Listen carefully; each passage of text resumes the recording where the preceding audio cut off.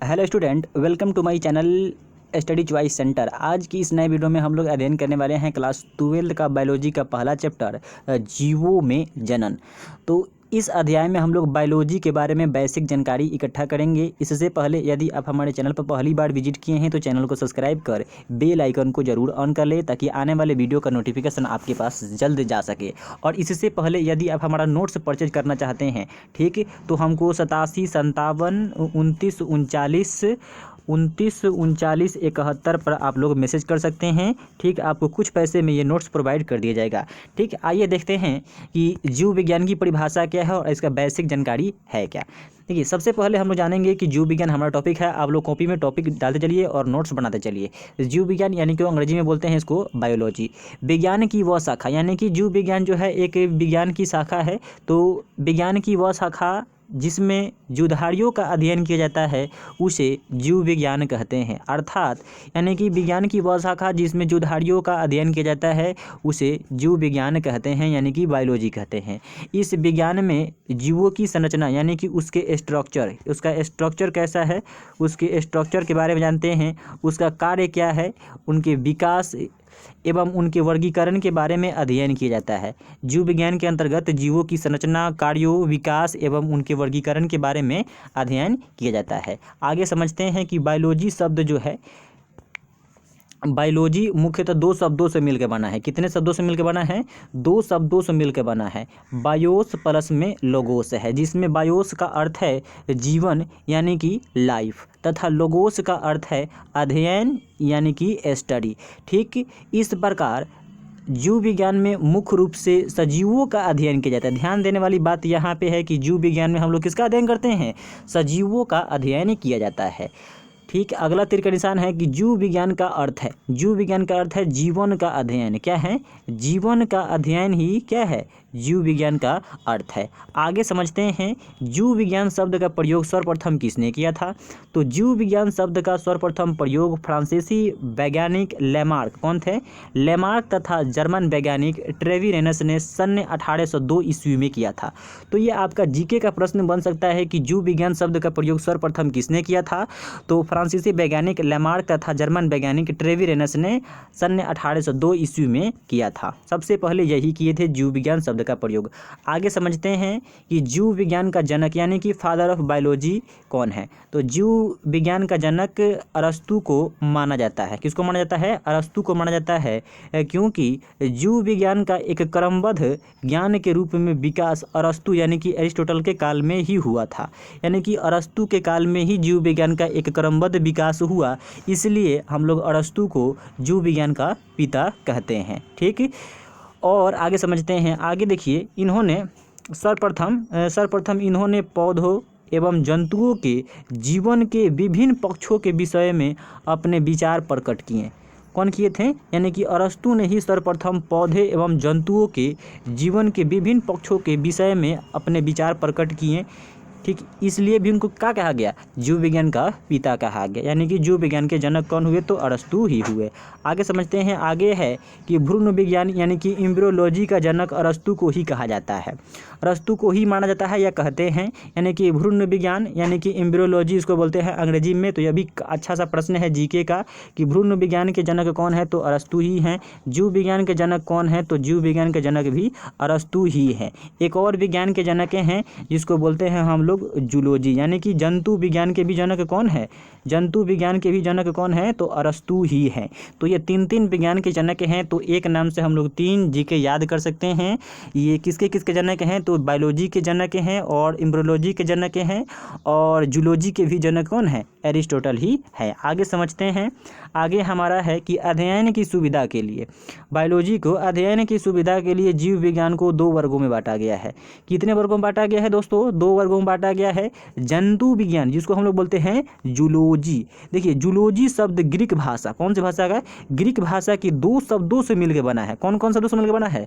2 शब्दों से मिलकर बना है, जून प्लस में लोगोस, जहां जून का अर्थ है जंतु, क्या है? जंतु, तथा लोगोस का अर्थ है अध्ययन।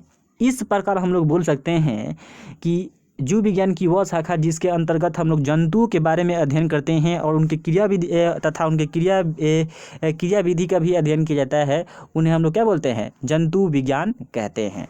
अर्थात जूलॉजी शब्द का अर्थ है जंतु जगत का अध्ययन, यानी कि जंतु जगत के बारे में अध्ययन करना ही क्या कहलाता है?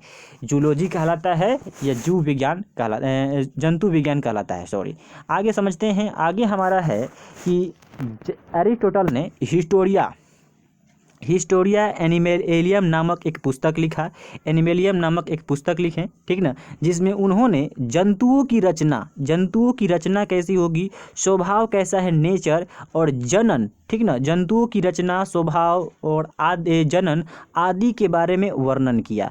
कौन किताब में? हिस्टोरिया एनिमेलियम नाम की एक पुस्तक लिखे, उनमें जंतुओं की रचना, स्वभाव, जनन आदि के बारे में उन्होंने वर्णन किया। इसलिए अरस्तु को हम लोग क्या बोलते हैं? जंतु विज्ञान के जनक बोलते हैं, यानी कि फादर ऑफ जूलॉजी कौन है? तो एरिस्टोटल को ही कहा जाता है। तो एरिस्टोटल कितने विज्ञान के जनक हुए? तीन विज्ञान के। जीव विज्ञान के जनक कौन है? अरस्तु ही है। एम्ब्रियोलॉजी के जनक कौन है?